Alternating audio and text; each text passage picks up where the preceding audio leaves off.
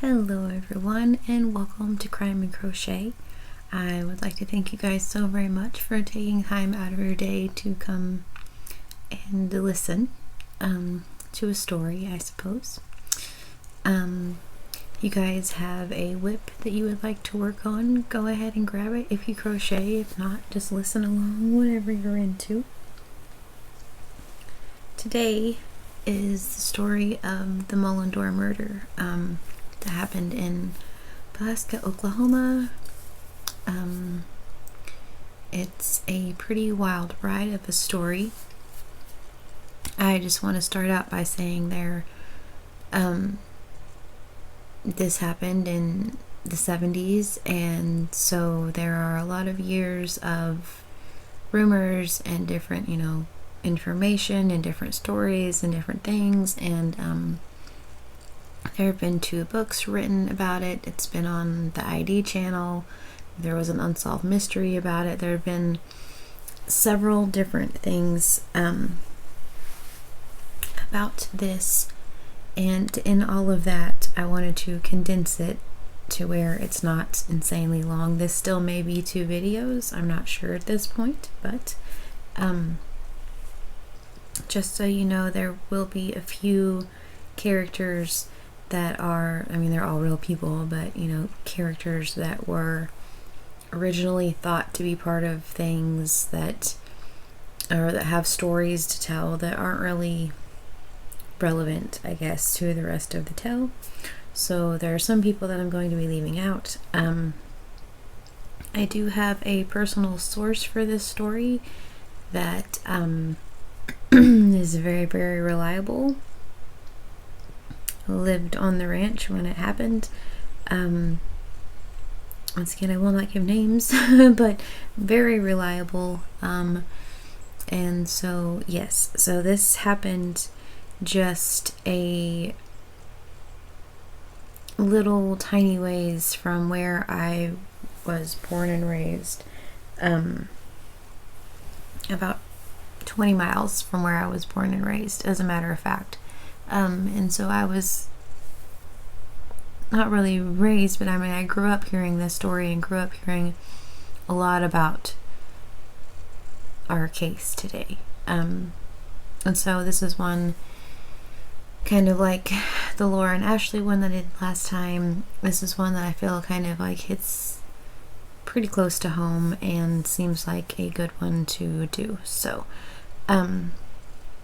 yes, so once again, if you were here last time, I changed up the background from before, I guess. I just wanted something kind of not really plain, but nothing too wild, just because of what we're doing. I feel like bright, festive colors are really, a great thing, so we're just going to do this. Okay, so obviously it's Crime and Crochet, so I'm going to be making projects. I discussed last time maybe making something and just working on it throughout, but I don't know about that one yet. And so today I'm working on my Premier Sweet Rolls blanket, my fruit salad blanket that I'm making. So it'll be this one and this one, this one, this one, and then this one. So that's what the blanket's going to look like. I'm currently still on the first skein. I have 2 skeins of each color. The first skein, this is the color Guava, and I'm using my 9mm hook, just in case anyone's curious. So like I said, if you guys would like to grab your whips, go ahead. If not, if you just want to listen to the story, that works too. So, okay. So like I mentioned, this is a story about E.C. Mullendore. I'm going to do a little backstory just because, and then we'll talk about him. Okay. Located in central Osage County, Pawhuska was established in 1872 before Oklahoma had statehood. It is the county seat of Osage County, and according to the U.S. Census for 2020, the town's population was 3,345. The town was an oil-rich town and was the center of an oil boom. There was a tree in the middle of the town that they nicknamed the $1 Million Elm. This tree is named that because many auctioneers would sell off millions of dollars of oil leases in the shade of the elm tree. A plaque represents where the tree once stood, but that's another story, which I definitely plan on telling, and actually it's our very next story. So it's our next case, so stay tuned. Okay, so the town of Pawhuska came back into popularity recently with Ree Drummond and her cooking show on the Food Network, along with the Mercantile and Gift Shop, the hotel, pizza place, all ran by Ree in Pawhuska, have brought life back to the small town. So now it's a little bit of backstory about where we are, where our story takes place, I suppose. So now on to our story. Okay. So like I said, as this case is over 50 years old and there have been books and documentaries, I'm going to only concentrate on the main people in this story. There are several other names that are mentioned in the books. They all play a part in this story, don't get me wrong, but they aren't really key players. So with many years behind this case, I hope that you understand me trying to keep it somewhat short for this video. Thank you. Okay.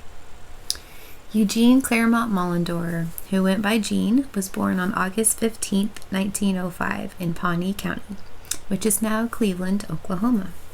He was born to Erd C. Mullendore and Sarah Janine Berry. His brothers and sisters were named Bessie Lorraine, Billy, Mildred Merle, Robert Dale, and Patience Josephine. I just thought that was, you can giggle. It's kind of a whatever when they had that many kids and their last baby's name was Patience. So I don't know why, I just thought that was cute.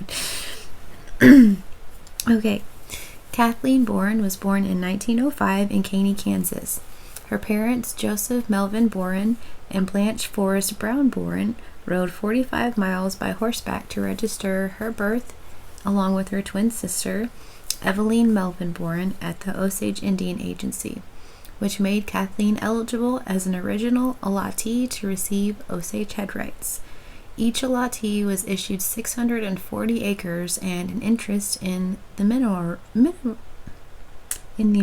rights owned by the tribe. The main Crossbell headquarters, which is part of the Mullendore Ranch, are still located on the original 640 acres. Kathleen went to elementary school in Caney, Kansas. She finished her junior and senior education at the Bon Avon Finishing School in San Antonio in 1923. She also graduated from the Castle, a college in Tarrytown, New York in 1927. Jean and Kathleen met at a dance in Bartlesville, Oklahoma in 1925. On December 21st, 1927, Jean and Kathleen were married in Caney, Kansas. They made their first home in Cleveland, Oklahoma, where Jean's father, Erd, was building a ranch empire in Osage and Pawnee counties. Eventually, around 1928, they began building their ranch and cattle spread, buying land piece by piece. They purchased the Boren Ranch, owned by Kathleen's parents, the Little Chief Ranch in Fairfax, Oklahoma, and the Bird Creek Ranch in Pawhuska. Together, they built a ranching empire that at one time covered more than 130,000 acres along the Oklahoma-Kansas border. It's pretty impressive.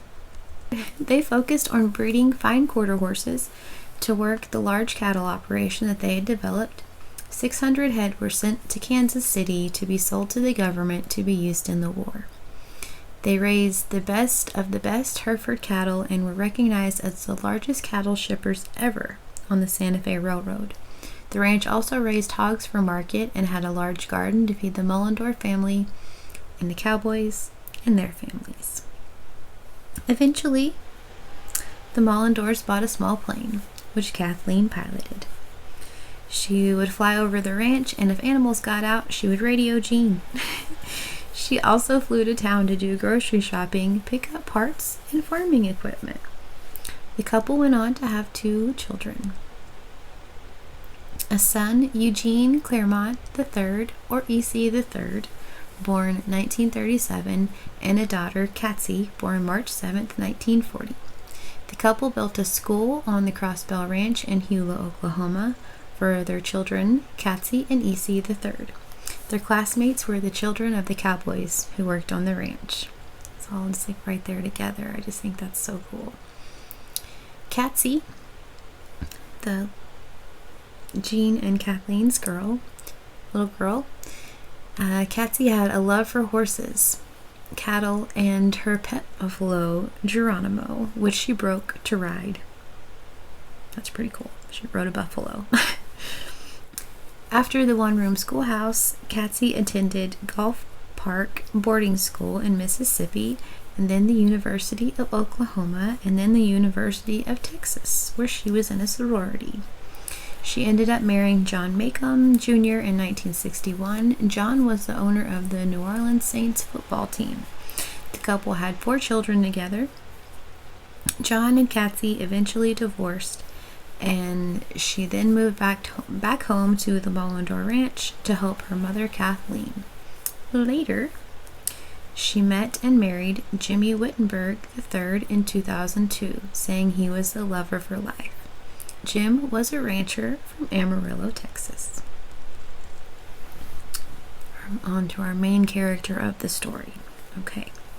E.C. Mullendore was born on October 26, 1937. In 1939, in an interview with the Oklahoman, the reporter wrote about Gene and Kathleen's 16-month-old son, E.C., saying, "His parents hope he will carry on the proud traditions and maintain an active interest in the business, and definitely they've provided the right atmosphere. If early environment leaves the usual deep imprint, young Mullendore will always share his father's love for fine cattle and spirited horses, for rolling hills and western folk." E.C. III went through 8th grade at the country school at Hula, Oklahoma, high school in Pahuska, and he attended the University of Oklahoma for 3 years, leaving his junior year in 1957 at the age of 22 to come home to work on the family ranch. He married Linda Vance on December 3rd, 1959. At the time of the marriage, E.C. was working on the ranch. The newlyweds moved over the garage behind E.C.'s parents' house at first. After 6 or 8 months, they moved into the guest house. The couple had known each other since they were children and had dated since they were 14. Linda attended school at Pahuska, Oklahoma, Hockaday School in Dallas, and the University of Oklahoma for 3 years. The couple both went together, both having left their junior year in 1957. Both the University of Oklahoma, and they left in 1957. They went on to have 4 children. In 1960, due to his failing eyesight, Gene Mullendore handed the ranch over to his then 22-year-old son, E.C. III. With being head of the ranch, E.C.'s net worth was over $37 million, which is over $230 million in today's money. People I personally talked to, who worked there during the time remember money not being an issue. They say that Gene wasn't necessarily a nice guy and that he hadn't been doing much upkeep on the ranch. that he hadn't been doing much upkeep on the ranchers' homes. Once EC took over, there were dozers running around the clock building fence. They were building corrals and buying livestock. EC was fixing up homes for the ranch hands. In 1954, Gene Mullendore signed an $890,000 mortgage on the ranch, and in October of 1963, the family replaced it with a $1.2 million mortgage. This was still a pretty small mortgage considering the value of the property. In August 1966, MetLife increased the mortgage to $2.1 million. One of my very trusted sources told me that back then EC's house was very futuristic looking, and it was more 60s style, more modern. Obviously this was in the 60s and 70s, but it was a lot more modern, and supposedly it stuck out like a sore thumb. The house also had a pool. The other houses around it, including the Mullendore Mansion, which is where Gene and Kathleen resided, they were all made out of rock. EC's house was about 100 yards west from the big house where Mr. and Mrs. Mullendore lived. However, EC's investments on and off the ranch were starting to cause a great outflow of cash, and in order to get the money, EC put the ranch into debt. Linda was allegedly spending money like the wealth would never end. She would allegedly fly to Dallas weekly to get her hair done or go on a shopping spree. Records of her shopping were taken around the same time that they were living on money borrowed from the Ponca City Production Credit Association. According to records, on November 30th, 1967, she purchased one man's watch for $1,100. December 18th, 1967, one enameled and diamond bracelet for $4,600. So remember, this was in the 60s. Okay. April 24th, 1968, two Louis XV reproduction armchairs for $1,190. June 12th, 1968, one Louis XV flat bureau for $2,850. One silver biscuit box for $135. December 2nd, 1968, one Cybus ring neck pheasant for $1,800. It's a pheasant. One tea cart for $200, totaling $11,875 for 1 year. They continued spending money on artifacts. On one trip to New Orleans in 1968, after EC had been heavily borrowing money from banks, Linda bought one lacquered sideboard for $12,000, two rematched period Recamier, that's probably not how you say that at all, for $9,000, two Empire chairs with bronze mounts for $2,100, one Empire chair for $1,500, one pair of Blackmores for $4,250. The Mullendores paid $10,000 in cash and left the remaining $18,850 to be built. Linda had several shopping sprees at Neiman Marcus. She went several days in a row at one point, totaling $10,019.51. According to reports, one time Linda went to her favorite store, Neiman Marcus in Dallas, and purchased 13 pairs of shoes, a $5,000 mink coat, and a merry-go-round for the children. The total was more than $20,000 on the Mullendore account. Kathleen Mullendore later stated that Linda kept her heavy spending from EC. Either way, with Linda spending money like it was water, they still had to keep up with the ranch, and they still had to keep up with the ranch. Things were not looking too great. According to reports, it seems that the Mullendores' resources were exhausted by the winter of 1969 to 1970. Reports state the EC had possible dealings with the mafia and that people with a criminal history had been seen on the ranch a lot. EC had allegedly borrowed millions of dollars from people that you don't want to owe money to. According to reports, Chub Anderson, EC's assistant, driver, and friend, was very upset about the mafia-type people being on the ranch. EC allegedly owed creditors over $12 million. Damon Tucker Anderson, known as Chub Anderson, was born on August 29, 1941 in Bartlesville, Oklahoma, to Ernie Allen and Mary Lorena Tucker Anderson. He was raised in Copan, Oklahoma, and graduated from high school there in 1959. He married young and had 2 children, one in 1962, one in 1964. In 1964, he won the SCA Bull Riding Championship. I have been told, by sources once again, personally, been told, that he was a very nice, personable guy. From people I know, I have also read in reports that he wasn't the kind of guy that you wanted to make mad. So, all of this is alleged, it's up in the air, okay? 50 years of stories. Okay. Chub was a rough and tumble kind of guy who never backed down from a fight. In 1965, he had been in state prison in Granite, Oklahoma, where he had served 11 months of a 7-year sentence for stealing livestock.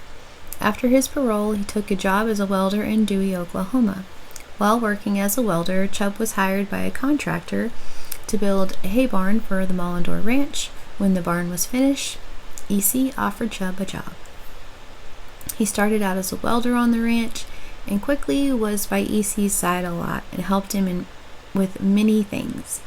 Even with his somewhat troubled past, he was still a huge help and a huge part of the Mullendore family. The family liked Chub and trusted him. Chub was helpful in many ways, even with the 4 Mullendore children. He used to drive them back and forth to school. He taught them how to shoot. He would swim with them in the pool. So he was the outdoor guy. He would also do things for the 2 Mullendore families, like stop and pick up groceries. Chub said, quote, "The maid would call the orders in and the grocery store would always have them waiting on me. All I done was pick them up," end quote. Chub divorced his wife in 1968 and moved into the bunkhouse apartment over the ranch machine shop. EC not only trusted Chub with his children, he also entrusted him with his money. Chub would make large deposits that were endorsed checks. Even though the family had staff, Chub was more like a caregiver. The children all have very fond memories of him. Chub was a notorious ladies' man. Many believed that he had eyes for EC's wife, Linda.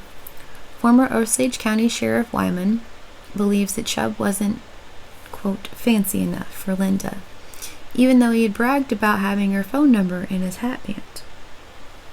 But he was known to be quite a storyteller. One day in particular, Gene Mullendore watched as Chub went for a swim with Linda. Gene said that he saw this numerous times, while Chub and Linda both claimed it was only one time and was completely harmless.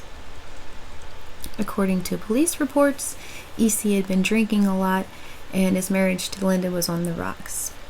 Linda had moved to Tulsa about a week before September 26th, with the couple's 4 children to get away from the drinking and the mystery guests that continued to show up on the ranch. Linda was hoping that this might help her husband to snap out of it and realize the turmoil that the family was under. With his family gone, EC began drinking more and more.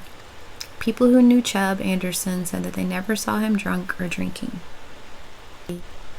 On September 26, 1970, something happened that would shock the surrounding area for decades to come. It would be something that people told their families about for generations. People were dispatched to a shooting at the Crossbell Ranch at EC's house. The only eyewitness was Chub Anderson. He told police that 2 men had returned from the car. He told police that the 2 men had returned from the car races at around 11 p.m. that night. EC went downstairs to the basement and he was eating dinner that was left for him by one of the maids. Chub went upstairs to run bath water. Chubb then heard a gunshot downstairs. He ran down the L-shaped staircase to find EC shot in the head and laying against the couch. The wounds on his skull suggested that there was a struggle. EC was beaten in the face until he was basically unrecognizable. Chubb then told investigators that he felt a sting and he fell to his knees. He was attacked by 2 men in suits who shot him through his right rear shoulder. The men then ran up the stairs. Chubb pursued them by running through the house. There was a blood trail through the house. He had a .25 automatic pistol in his waistband. Chubb ran out towards the patio area. He discharged his firearm, shooting a number of shots. He shot outside and through the sliding glass door as the 2 men escaped. He ran out onto the patio and fired more shots as the 2 men ran into a field. After the men fled, Chubb went back down to the basement to check on EC. He was already dead. He had been shot between the eyes. He was 32 years old. Police found later that there was evidence that he was shot with an old .38 Army-style pistol. He had also been severely beaten. But why did the men not shoot Chubb? That's our question so far. In an interview with Ruby Ann Burkhart about her husband Mike, Mike was the ranch foreman, and he had started working there about a year before EC was killed. Mike was a cowboy, and he enjoyed riding and working in the pasture. A few days before the murder, Mike had started driving EC around because Chubb wasn't working at the ranch at the time. He was fired only a week before. Then Chubb was hired back the morning before the murder. Ruby Ann recalls on the day that EC died, he came around at lunchtime. EC visited for a while, and the family had lunch, but EC didn't want to eat. Ruby Ann said that EC pulled his wedding ring out of his pocket and said, "Didn't this mean a lot?" He told her that Linda was suing for separate maintenance, but EC told Ruby Ann that he had sued for divorce. He had allegedly served the divorce papers on Linda, but he didn't want to be served by her. He tried to avoid being served with the papers. Ruby Ann was unsure why this would matter. Ruby Ann says the family ate lunch. EC visited with the family and that her husband Mike wanted to invite Chubb Anderson in for lunch. He was parked in the driveway right outside of the Burkhart family home with the motor running. EC wouldn't let him come in. They all continued to visit. A little bit later, Mike mentioned getting Chubb something to drink. EC told Mike to leave Chubb alone, and that Chubb was doing what he was being paid to do. EC had hired him back that morning, but seemed not too happy with Chubb, and they didn't seem buddy-buddy, according to Ruby. Okay, I wasn't even going to put this in there, but I feel like it's, once again, relevant to how everything kind of plays out, simply because of the part where Ruby Ann Burkhart says that Chubb and EC didn't seem real buddy-buddy. Okay. So my source that I talk about throughout this whole thing, trying to see how I can make this. Okay, so the day before the murder, EC and Chubb both went to their house.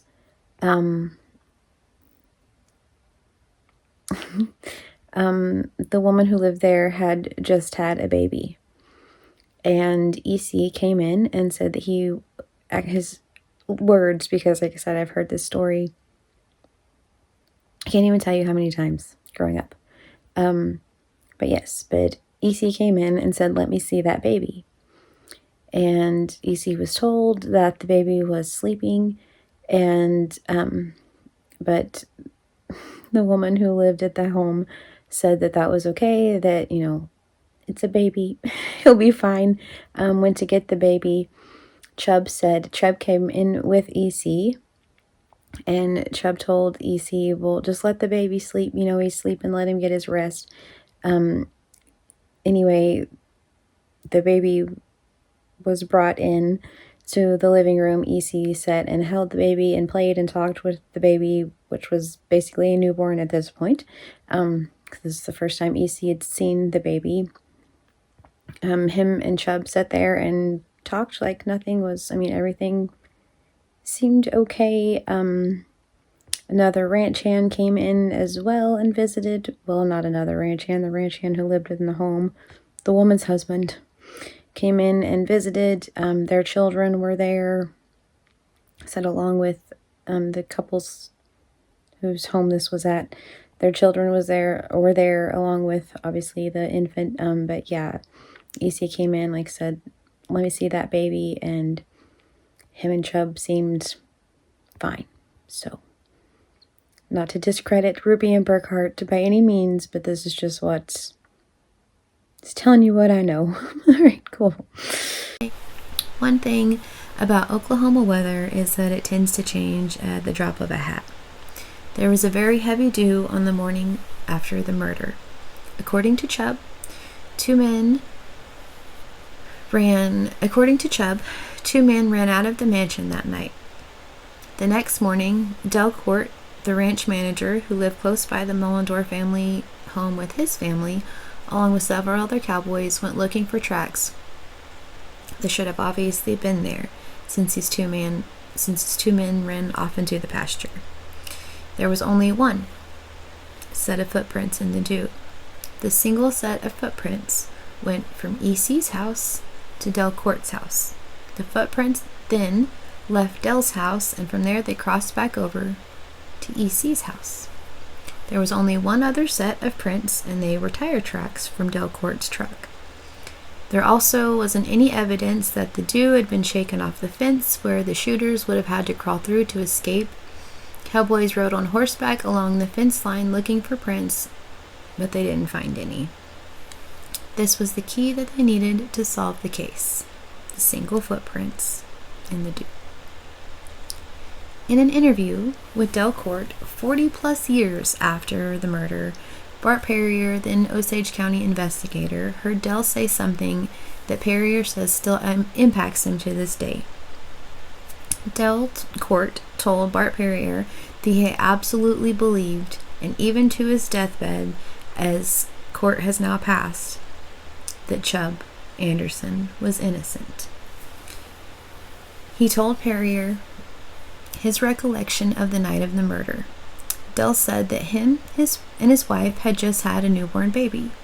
They were at their house that night, and after midnight, Chubb came banging on their door.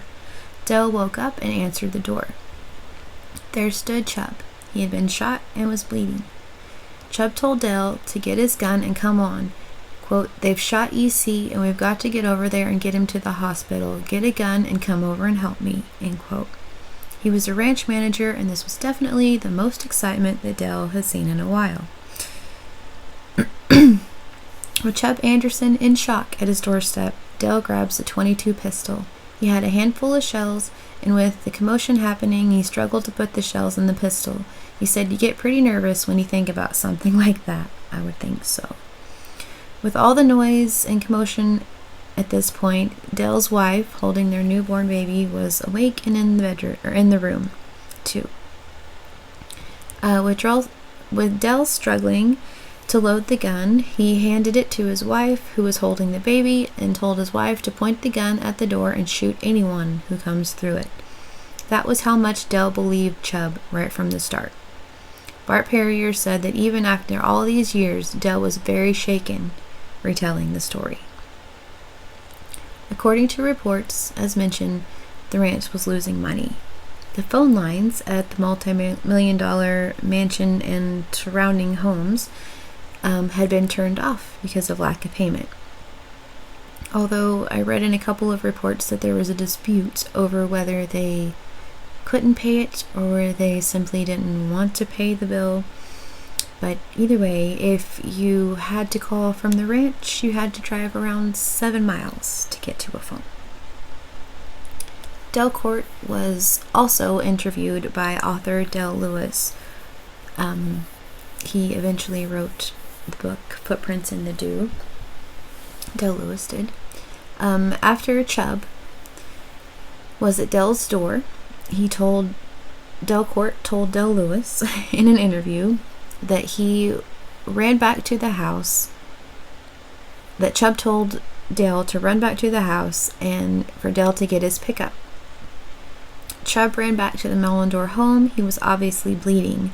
Dale drove the truck across the yard and put his headlights through the Mullendore. Chubb and Dale both ran downstairs and saw the EC was, quote, in an either really bad situation or that he was dead, end quote. He was leaning up against the couch. Chubb tried to pick EC up, and he told Dale that they needed to get EC to the hospital. Dale told him the EC was already dead. Chubb told Dale that he needed to go to the hospital, so Chubb left to seek medical attention. Chubb didn't make it all of the way to the hospital. He was only able to make it to Dewey before a police officer put him in his car and took him on to the hospital. When Chubb was leaving, Dale got in his truck. He quickly drove back to his wife to tell her what was going on. Then he drove to a neighboring ranch, but nobody was home. With this being an emergency, Dale broke into the house to use the phone. He called an operator and had an ambulance dispatched. This is where it gets tricky. Okay, so in an interview with the Voices of Oklahoma, then 91-year-old Sheriff Wayman told the interviewer that it was a bit of a confusion on the night of the murder. Being that the Crossbell Ranch was in Osage County, naturally, you would think that that would be the department that was called to the scene, but that's not how it went. The Osage County Sheriff's Department only heard about the shooting through the dispatch that was called into Washington County. Back then, dispatch was ran on 490, which was the Sheriff's State Radio Net, so you could hear several agencies in the area all at once. The Osage County dispatcher heard the Washington County Sheriff's Office dispatching a Bartlesville ambulance to the Mullendore Ranch for a shooting. The Osage County dispatcher heard this, then called the deputy on duty, Bill Mitchell, who was at the Red Bud Diner outside of Pawhuska.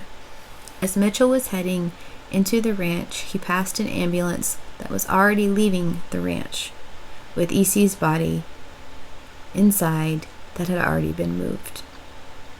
Bill Mitchell called Sheriff Wayman and woke him up. This was big news. Everyone was quick to blame George Wayman and the Osage County Sheriff's Department. Wayman said that he never did criticize this before because he always believed that if a mistake was made, then you had to work around that mistake. And what good was it going to do you now? It's already done. He said you've got to work around it, and at that time, they thought that they could work around it. Wayman says that this haunted the Osage County Sheriff's Department from that point on, but Washington County got the call, which normally, like I said, wouldn't make any sense. In the Mullendore's case, however, it wasn't really that unusual. The Mullendores had Washington County Police patrol the ranch sometimes, and according to Sheriff Wayman, the Washington County Police Department were kind of on the payroll, some of them. With Washington County deciding to transport EC's body, they sent George Hughes to transport the body in the ambulance. Sheriff Wayman stated in an interview that EC had a hole in the back of his head, and, quote, wasn't no life in there. He was already dead. You wouldn't need a medical examiner to tell it, end quote. The interviewer asked, so there was no reason to take him to the hospital? Wayman replied, no. There wasn't any reason for him to rush it. An officer goes out there to the scene, he's supposed to use common sense. When Bill Mitchell arrived on the scene and EC Mullendore was already being transported to the hospital, he thought EC was still alive. You don't transport a dead body in 1970 the same way you don't now, George Wayman said. He said that several times that if anyone else would have been murdered, they would have been able to solve the crime by the next morning. When the ambulance and police showed up to the Mullendore home, Delcourt and several others were at the end of the road waiting for them. The game warden had the unfortunate job of waking up Jean and Kathleen Mullendore to tell them about their son, who had been shot and was being loaded in an ambulance on his way to the hospital. This was all that they knew at this point. The Mullendores got dressed and went to the hospital as well. Private Detective Gary Glanz was called by a local attorney around 4:30 or 5 a.m. in the morning on the 27th. Glanz quickly moved into action, calling Tulsa police to Linda Mullendore's home to provide Linda and her children with protection. Glanz then went and helped escort Linda and her lawyer, John Arrington, to the scene of the crime. They weren't sure what they were going to come upon as they drove onto the ranch. Sheriff George Wayman left the scene and went to the hospital, where Chub Anderson was in one room being treated for a gunshot wound to the shoulder, and E.C. Mullendore lay lifeless in another room. Wayman stated that the hospital had called the funeral home and the sheriff's office had called the medical examiner. They were going to perform an autopsy at the funeral home. Wayman gave specific instructions not to clean the body, saying, "Now, don't do anything with this body. Leave it like it is. Don't wash it. Don't do anything." He told the funeral home director to, quote, bag his hands, because back then they would put bags over the hands to preserve any evidence, and then would be able to perform a paraben test that would test for gunshot residue. Wayman wanted to see if E.C. had shot the gun. Or shot a gun. Any gun, really. However, against the wishes of investigators, which seems like a pretty important step, E.C.'s body was immediately cleaned and scrubbed by the funeral home, which would have removed any traces of the attacker's blood or gunpowder residue from his hands. Wayman stated that once the body was removed and cleaned up, everything went downhill from there. The funeral home director told investigators that he cleaned E.C.'s body so the family could come see the body and identify him, as of course he wanted to make the very wealthy Mullendore family happy. In doing this, he completely destroyed any evidence that would have been helpful at that point. There were also many photos taken of the body at the hospital. The photographer took photos, and not one of them ever developed. The crime scene photos of the body never developed at all, which was this due to bad film or just bad luck? There are so many different questions that law enforcement had, but they didn't have any answers because the crime scene had been cleaned up. So had the body. There were a lot of rumors about the two men who were at the ranch a lot who wore nice suits. This led to a lot of speculation about the murder being a mafia hit. There were rumors that Gene had E.C. killed for the money. According to my source, that never made any sense, stating, now, why would he do that? Gene was an old man that could barely see. Why would he want the ranch? He was basically blind and had to be told the names of people that he was speaking to. Law enforcement had a theory that E.C. had shot Chubbs. Perhaps they got into a fight, and in self-defense, Chubb shot E.C. There was also talk that this was a suicide and that Chubb had covered it up. Linda stated in a newspaper interview that she and E.C. had been threatened over some financial dealings, borrowed money. It was said that E.C. had quite a few enemies, loan creditors, and loan operators. This was major news at the time, considering how big the ranch was. It was, like I mentioned before, basically an empire. There were reports in the Wall Street Journal, the Atlanta Journal, the Daily Oklahoman, the Tulsa World, and obviously local papers.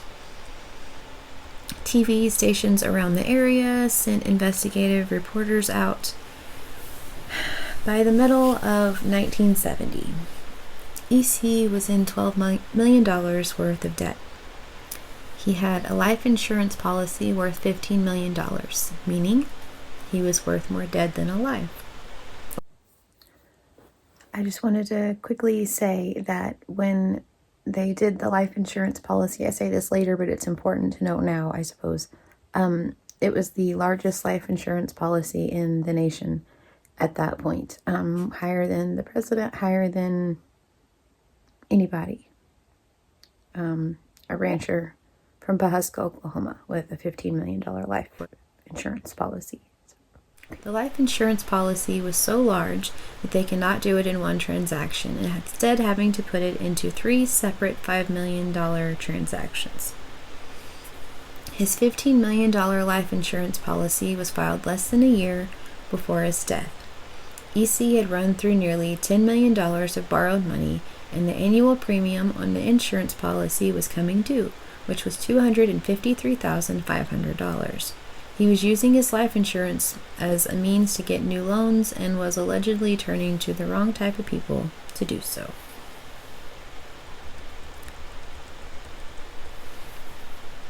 Linda had called attorney John Arrington to serve EC with divorce papers. She had Arrington draw up the paperwork. Linda and her attorney took the papers to Sheriff Wayman so that he could serve them to EC. According to Wayman, EC knew John Arrington very well. Wayman told Arrington, now it's about 30 miles up there, it's going to cost something for him to get served. I want to make sure you're going to pay the bill on this. They told him, yes sir, it will be paid. Wayman stated that attorney John Arrington later became Linda's husband. The two married in 1973. On the night of the shooting, the Osage County Sheriff's Department was set to give EC divorce papers. Chubb had allegedly conspired with the Osage County Department to serve EC with the papers. According to Sheriff Wayman, they tried several times to get Chubb to set EC up in order to serve him with divorce papers. Chubb never said that he would, he just listened. Then George Wayman said that on Saturday, the same day as the murder, Chubb called the sheriff's office earlier in the day. He talked to a deputy and told them to be on Highway 10 going into the ranch at a certain time that night. Chubb said the EC and him would be coming out of there to go to the car races in Kwitny, Kansas. The deputy was there when they came out and got behind EC and Chubb and tried to pull the car over at the ranch. But Chubb wouldn't stop the car. With Chubb driving and working on the ranch and knowing it so well, they outran the police. The two men then went to the races in Kwitny, Kansas after this encounter. According to one theory, EC was upset that Chubb would go behind his back about the divorce papers. Once back at the house, EC let Chubb know how he felt. The two got into a physical fight. EC shot Chubb in the shoulder in self-defense. Chubb shot EC, and Chubb allegedly always carried a 25 caliber pistol. Police thought that he simply made up the part of the story where he shot through the glass doors at the intruders. Chubb denied this, and also the theory that EC shot Chubb and then Chubb shot in self-defense. Sheriff George Wayman has always thought that this is how the murder took place. From day one, Chubb denied this story. According to reports, the sliding glass doors on the patio and the gunshots lined up to where the door could only open a few inches, making it basically impossible for two men to escape through. This created a lot of doubt for Sheriff Wayman, and the murder weapon was never found. The day after the murder, they were building a road on the ranch to the gravesite. EC was buried on the Mullendore Ranch in what would become the Mullendore Family Cemetery. The funeral for EC was like something few people had ever seen. The pallbearers were on 6 gray horses. They led EC's horse without a rider. The cowboys who worked on the ranch rode on horseback. They all met at the bunkhouse and rode together to the new cemetery. There was an enormous turnout and procession for the funeral. The funeral was on the ranch. The road was full of cars. Some people came just to watch. There were people from all walks of life who attended. Lawyers, lawmen, unsavory characters that had been hanging around the ranch. There was a big wagon wheel full of lights in the living room of the Mullendore mansion. The story goes that there were a lot of spurs hanging off the wagon wheel. Guys who were working at the ranch, who were drafted during World War II, hung their spurs off of the light. When the funeral was over, there were very few spurs left. People were taking souvenirs. It's disgusting. At one point, shortly after the funeral, there was talk about making a movie. The Mullendores said no. Just days after the funeral, the Mullendores were selling horses to the ranch hands for $125 apiece. A week after the murder, Gary Glanz was able to go into the Mullendore home. His team did testing to see if they could hear gunshots while upstairs with the water running. The tests found that they could not hear gunshots while the water was running. With the water turned off, the shots were muffled and hard to hear. 8 months after the shooting, Gary Glanz met with Chubb. The two men visited for over 2 hours, and while being recorded, Chubb told Gary Glanz that he just wants to know why everybody thinks that he's the guilty person. He told Glanz that he really loved EC and that he lost one of his best friends that he'd ever had. Glanz was still convinced about the original theory that Chubb shot in self-defense. Chubb told Gary Glanz that he was closer to the truth than anybody had been, and that if he ever thought that Chubb was going to die, that Glanz better get there quick because he wanted to tell him the truth. In August of 1971, Linda gave an interview with the newspaper. The article was titled, "Mullendore Widow Tells Why She Left Home," saying, "I didn't leave EC, I left home. I didn't want to. I felt it would make him realize that he would have to stop drinking." In November of 1971, the largest life insurance settlement in the history of the United States on an individual death at that point, which originally was $15 million. Like I said, the president, movie stars, all of these big, huge people, this rancher from Pawhuska, Oklahoma, had the largest insurance settlement or insurance policy at $15 million. And in November of 1971, they paid out, which was still the largest payment on an individual death, but they paid out $8 million to the Mullendore family. Allegedly, Linda received $4 million and Gene received $4 million. Even with the settlement, EC's death pushed the ranch into bankruptcy. On October 17, 1972, the court approved the bankruptcy plan, which called for the sale of the Sedan, Little Chief, and Bird Creek ranches. It was hoped that the sale of these ranches would satisfy creditors and allow for the main Crossbell Ranch at Hewlett to remain in the hands of the Mullendores.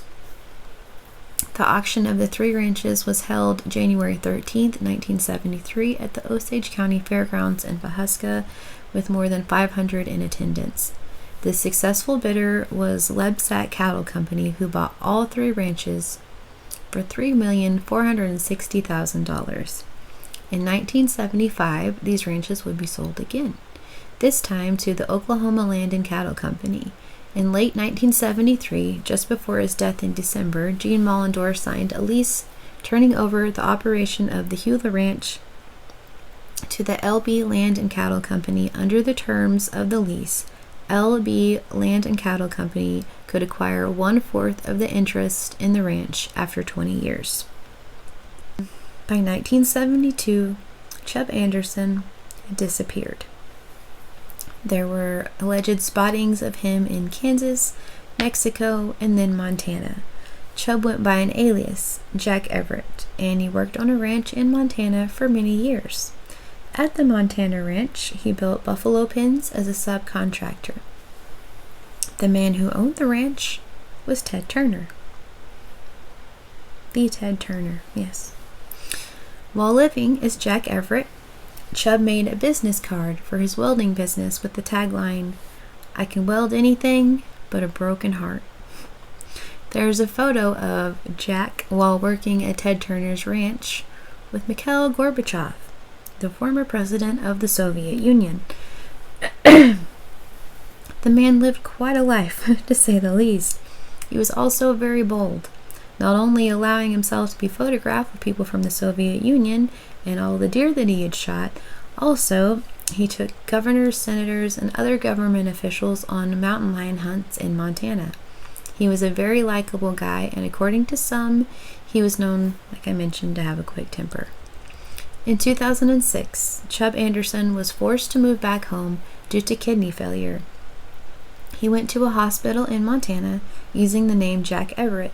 He was refused dialysis because of his alias. At this point, the man whose name Chubb was using, Jack Everett, had been dead for over 20 years.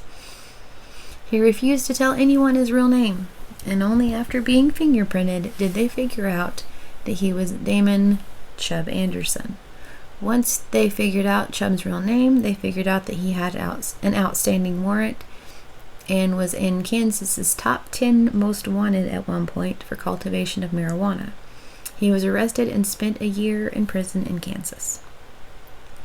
In 2006, Chubb was being extradited from Montana to Kansas, and then the retired Sheriff George Wayman, who retired in 1989, called Osage County Sheriff Ty Cook and asked for a meeting with Chubb. At that point, Bart Perrier was the deputy sheriff and Osage County investigator who was assigned to the case in 2006. Bart, along with Osage County Deputy Dwight Bernard and former Sheriff George Wayman, went to meet with Chubb and talked to him. Chubb and George Wayman met up at Chubb's apartment in 2009. The interview was recorded and it is available to watch on YouTube. I will link that down below. Chubb told Wayman that he was too late and he was going to take his secret to the grave. That even though they had written books about the murder, Chubb said that he'd always kept his mouth shut and that was the way that he wanted to leave it. Wayman told him that he wouldn't spend any time in jail. He just needed to know the truth about what happened that night. Chubb told George that he still thought he would just take this to the grave because it would give people a lot to write about. Quote, "It didn't matter if they were right or wrong," he said, "but they'll write something." It was almost as if he enjoyed taunting and leading investigators on a wild goose chase, almost teasing them with the truth. He did, however, tell investigators a few things. He said the story about him having Linda's phone number in his sweatband of his hat was true. He stated that when Wayman had him in for questioning, Chubb spotted his hat near the property room, and while George Wayman was out, Chubb saw his chance. Chubb left the hat but grabbed Linda's phone number out of the hat band. George said that he had no idea that Chubb had taken the number for all of these years. Chubb said that him having the number didn't really mean anything. He just didn't want it to be something that people could, quote, throw rocks at him about. He said that he never had an affair with Linda. EC was way too good of a friend, and that Chubb thought that she wasn't very pretty for a millionaire's wife, boasting that he had prettier women in his day. He was a ladies' man after all. Chubb said that Linda was too much of a money spender. He also said in that interview that the reason he didn't stop on the night of the murder like he was supposed to in order to serve EC with divorce papers was because he saw the lawman and he panicked. He was sure that he had several warrants and was on probation at the time. He said the EC told him to outrun the cop. Both Wayman and Chubb denied any mafia affiliation during this interview. Wayman said that he never heard anything that would lead him to think that they were involved. Chubb said a lot of people claim they were involved, but he never saw any proof. He said, "You don't just join the mafia, you earn it. They don't just go around picking people out to put in the mafia. They're kind of an elite bunch, best I can tell anyway." During this time, Chubb was also talking to a man named Del Lewis. We discussed him before, the one that is the author of Footprints in the Dew. Del Lewis was a columnist for the Bartlesville Examiner Enterprise. Said he eventually wrote the book. Del Lewis also met Chubb in 2006 as he was being transported back to Caney, Kansas. Del hoped that Chubb was finally ready to tell the truth about what happened that fateful night. George Wyman and Gary Glanz also wanted to know what happened. It was almost like a race to the truth. Chubb was released from prison in 2008. Not long after, Gary Glanz received a phone call. Chubb Anderson was ready to meet and have that chat that Gary had waited almost 40 years for. They met at Chubb's apartment. Chubb later stated in an interview that Glanz would give him money each time that he would come to visit. A couple $100 or so. He said, when you don't have any money, $200 is a lot of money. Chubb told Glanz at his apartment that there was a fight the night of E.C.'s murder. He stated that the men got into a fist fight. They both tried as hard as they could to knock one another out. Chubb grabbed a gun and he shot E.C., stating that if he hadn't shot him, he knew that he would be looking over his shoulder for the rest of his life. Chubb Anderson then told Glanz there was another man at the scene that night. He stated they staged the crime scene, and he knew the only way that anyone would ever believe him was if he was shot. He had the mystery man shoot him in the rear shoulder. The story Chubb Anderson told Del Lewis was a bit different, with Lewis not being a lawman like Wayman or Glanz. Chubb felt that he could trust Del Lewis with a bit more info than the other men that he was supposed to be telling this 40-year-old sensation of a story to. Del Lewis said in his book Footprints in the Dew that Chubb frequently brought up the murder over the course of many of their visits while at Chubb's apartment. Through these visits, Lewis said that a picture started to emerge of what happened that night. According to Lewis's book, I feel like this is important. Once again, this is through several visits and the story emerged. Putting that out there. Okay. According to Lewis's book, Chubb and E.C. were at E.C.'s house. The conversation suddenly switched to the two men talking about Linda and Chubb's supposed relationship with her. E.C. was accusing Chubb and Linda of having an affair, and Chubb of hiding the whereabouts of E.C.'s kids, since Linda and the children had moved to Tulsa less than a week earlier. Chubb had said that the pay was good, but by helping Linda, he had put himself in the middle of a family fight that he didn't want any more of, and he said he was getting out. According to Lewis's book, Chubb said on the night of the murder, it all started when E.C. and him came home from the stock car races in Caney, Kansas. E.C. told Chubb to take him to make a phone call. Earlier, Lonnie Brown, Chubb's brother-in-law, told Chubb that he would wait there until E.C. and Chubb came back so that Chubb could give Lonnie a ride to town. Chubb said that after they left, the house was locked. So Lonnie Brown went to an area outside of the house that they called the playpen, which was fenced in and away from the pool, with a swing set and other outdoor toys for the kids. There were lawn chairs for the adults to sit in. Lonnie Brown was around 18 to 20 years of age, and he was a hay hand that had recently been fired from the ranch. According to Del Lewis's book, once back at the house, E.C. insisted that Chubb knew where the children were, and Chubb said that that was the final straw. Chubb said that he hadn't meant for it to go so far, but that E.C. had pushed him to the limit of what he could take from anyone, no matter how much money the Mullendores had. Chubb had started carrying a .38 Victor that was owned by E.C. several days before the murder. Chubb said he usually kept it tucked under his car seat, but it was always close at hand. His .25 pistol was a handy little gun that fit nicely in his pocket or a boot, but it wasn't a man-killer like the .38 was.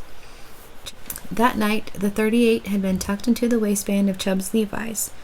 Through the years, he had made plenty of friends with some serious enemies, the kind of people who would kill you, and Chubb knew it.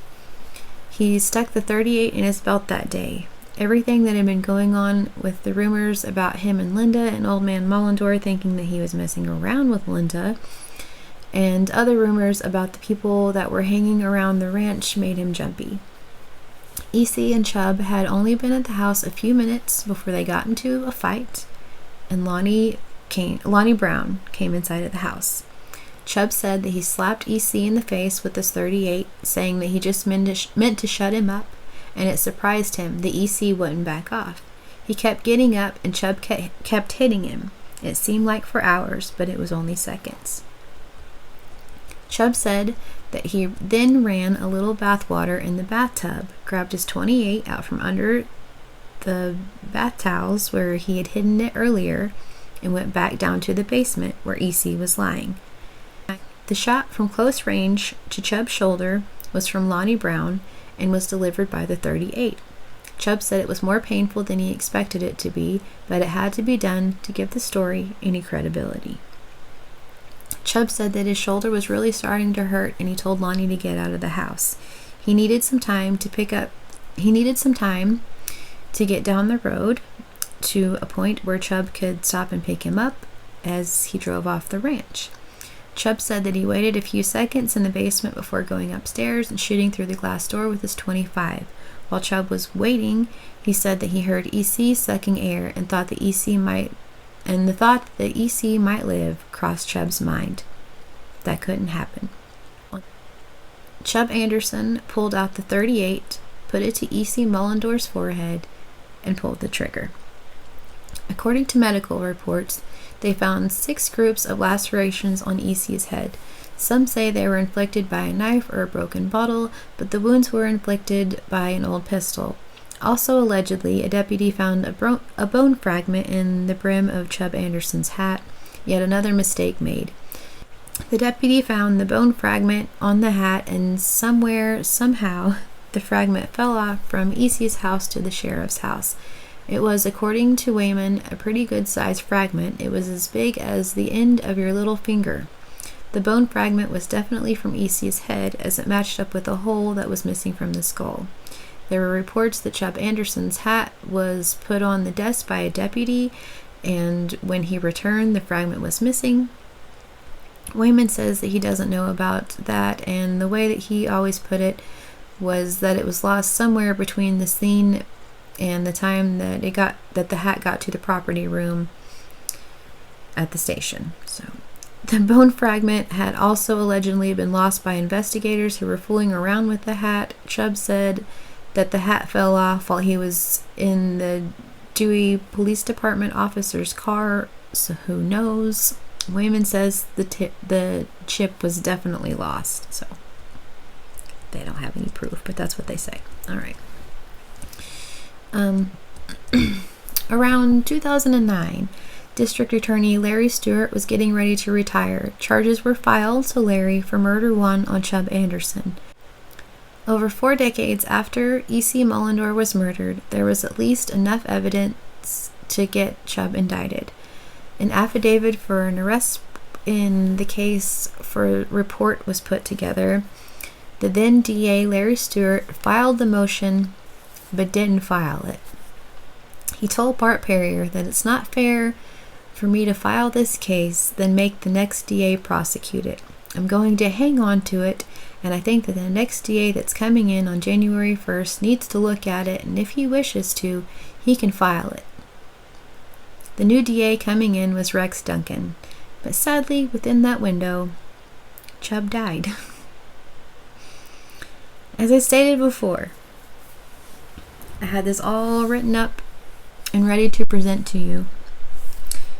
And I had my whole thing figured out, right? And then my reliable source kind of rocked my brain with new information.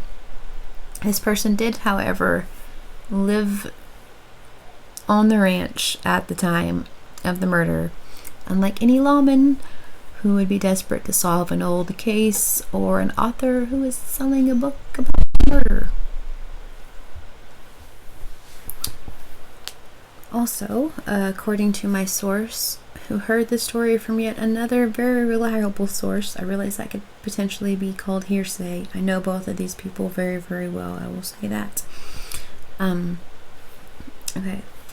But yes, they heard from another reliable source that a few years after the murder, Chubb told his brother and his best friend that two men had indeed came into the house and shot EC and Chubb. He allegedly said that he successfully shot one guy and another ran off into the nearby pasture. He killed the first man and then called a guy who had a dozer who was building new pond dams on the ranch. The man is allegedly buried in one of the dams. And they were in fact using dozers and things at that time, just in case that's important to anybody. I don't know. Also, I feel like it's pretty important that he wouldn't tell lawmen or authors or anything like that, but he told that information specifically to his brother and his best friend. If you're going to tell the truth to anybody, who's it going to be? Someone that's been on your trail for 40 years, or your brother and your best friend? Allegedly. My source also said that despite reports of Chubb disappearing, people in the area knew that Chubb moved to Kansas and was growing marijuana. The story goes that they should have went to get him, but they were allegedly afraid to. Like, the cops were allegedly afraid to. Supposedly they knew where he was the whole time. The people at the ranch knew where he was the whole time. Even when he lived in Montana, and they all even knew that he worked for Ted Turner. Is he really hiding like that, taking pictures with all of these people and these governors and different things, and then they all know where he's at? Like, is he really hiding? You tell me. Okay. So, I can understand why you would. Makes sense, but you may be asking yourselves, okay, other than working on the ranch with Chubb, how would my source really know Chubb as a person? The real Chubb Anderson. Well, Chubb lived in the bunkhouse behind my source's house. He ate dinner with the family every night and was more like family himself. Chubb would go with members of the family to shoot pool and go fishing and swimming.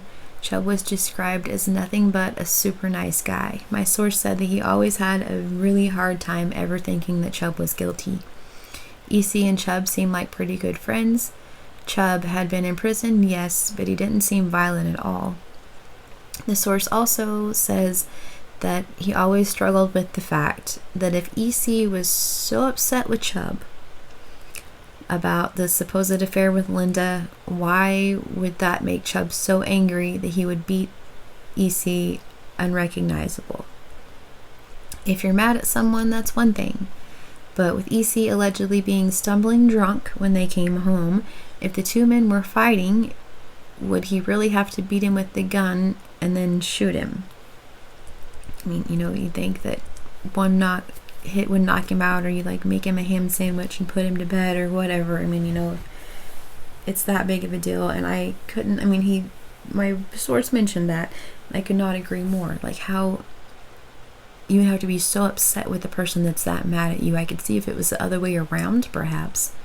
But why would Chubb be that mad at EC? So, okay. Anyway. Also, it was only 5 to 8 miles from where the shooting took place to the Kansas state line. There was an airport close by. This is the trick right here. There was even a gravel road by EC's driveway.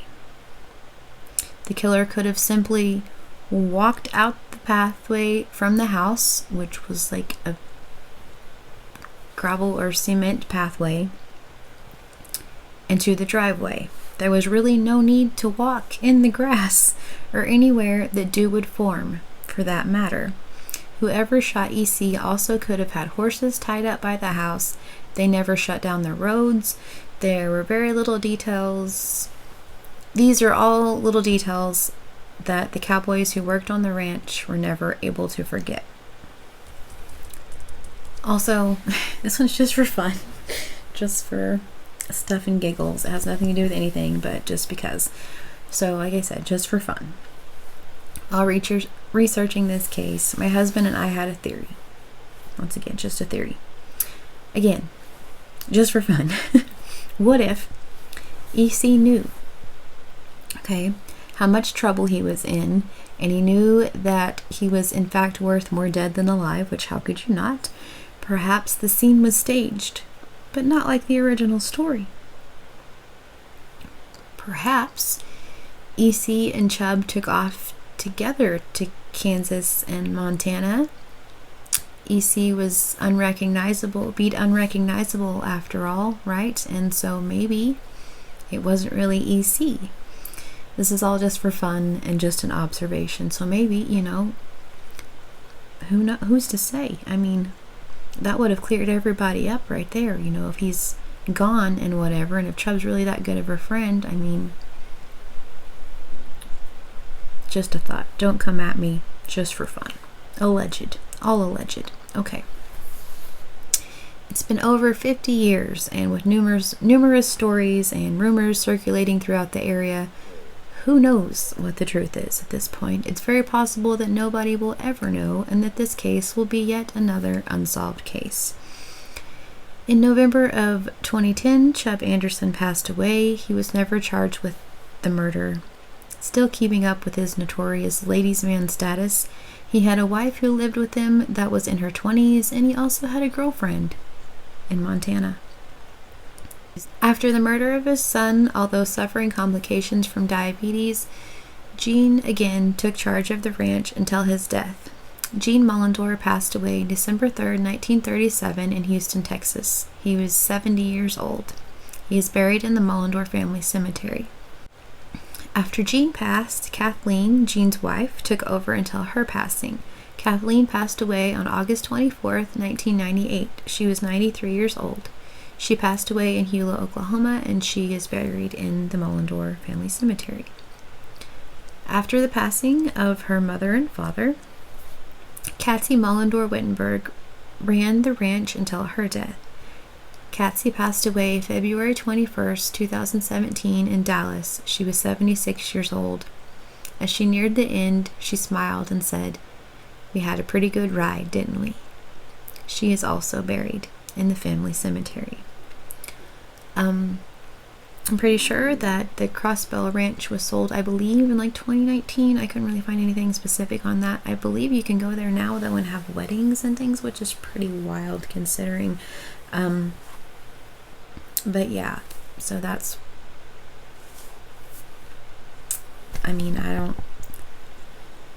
that's a basic story, I guess, of what it is. Like I said, a multi-millionaire ranch man who had the largest life insurance policy ends up shot in the head. It's in his own home. One witness. It's still technically unsolved, although if you look up who shot E.C. Mullendore, Chubb Anderson, it comes up and it's this whole thing. But like I said, I feel like without them like trying him and really, doing everything with the body being cleaned up, all of those things, who's to say? So if you're trying to write an article or sell a book or try to solve a murder, something that's this big of a thing around here, it's a big story from, the people that live around here.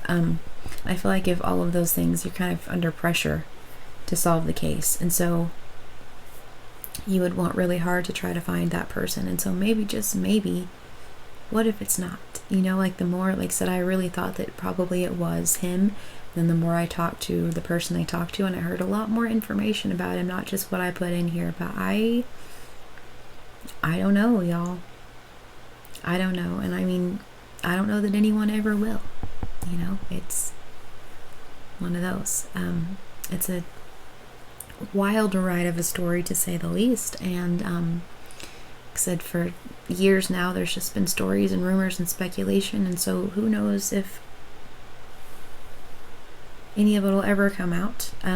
Linda is still alive, so are obviously the 4 children. Everyone else pretty much has passed away. Mr. and Mrs. Mullendore, obviously, Katsy, Chubb, all of these other kind of characters have kind of passed away, but Linda is still alive. So yeah, I don't know. you know, it's so technically if you Google it, it says Chubb Anderson did it, but in my own personal opinion, because he wasn't technically ever tried and convicted, I feel like it's unsolved, but that's my personal opinion, so I don't know, however you want to look at that. But these are some of my sources. I will list all of these down in the description box below. But there have been several books and documentaries about this wild ride of a case. The books are The Mullendore Murder Case by Jonathan Kwitny. I don't know how you say his name. Like I said, I'll link that below. And also Footprints in the Dew by Del Lewis, who is the man who interviewed Chubb, who through many, visits to his house came up with this story of what happened. Which, possibly, it's possibly thing, but alright. Okay, hopefully only one more interruption while I'm editing this. Also, the first book, the Mullendore Murder book, was mostly all about mob affiliation and how much money that the Mullendores, EC and family, owed to the many creditors and all of those things. It's mostly all mob affiliated. And so that's kind of the thing too. Like, both books are basically completely different tales. I mean, they have, similarities, but one puts it pretty much all on like a mafia situation. The other puts it pretty much all on Chubb Anderson. So that's what I'm saying. Through books and articles and all sorts of things and different stories, and who knows is it really solved? So, okay. On the ID channel, there's a documentary. As I mentioned, this case remains unsolved. Technically, depending on who you talk to, I guess. So I will list newspaper articles and interviews below. My sources are the Voices of Oklahoma, the YouTube videos, and different things like that. I will list all of those below. I had some photos that I was going to put in here that were like of EC and of Linda and Chubb. Yeah, just some different photos that I was going to put in here, and then I don't feel like that's appropriate. So if you guys would like to Google people to see what they look like, or if you would like to read either of those books, I will list them both below. I will try to find them on Amazon also if that's something that you're into. I don't know. But yeah, and other than that, it's just kind of my info from my source at the bottom of the page.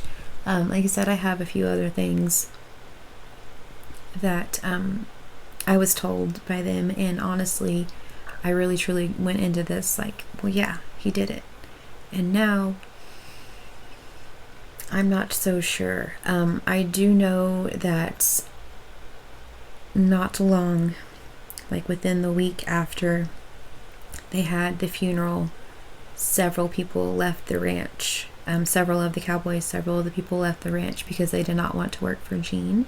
Because I hear, like I mentioned before, he was not really a nice guy. EC kind of did more upkeep, that's the word, more upkeep on things like the ranchers' homes and things like that, and actually kind of put money into stuff. And my source told me that someone they knew very, very well vowed to never work for Gene Mullendore again. So lots of people left not even a week after the funeral.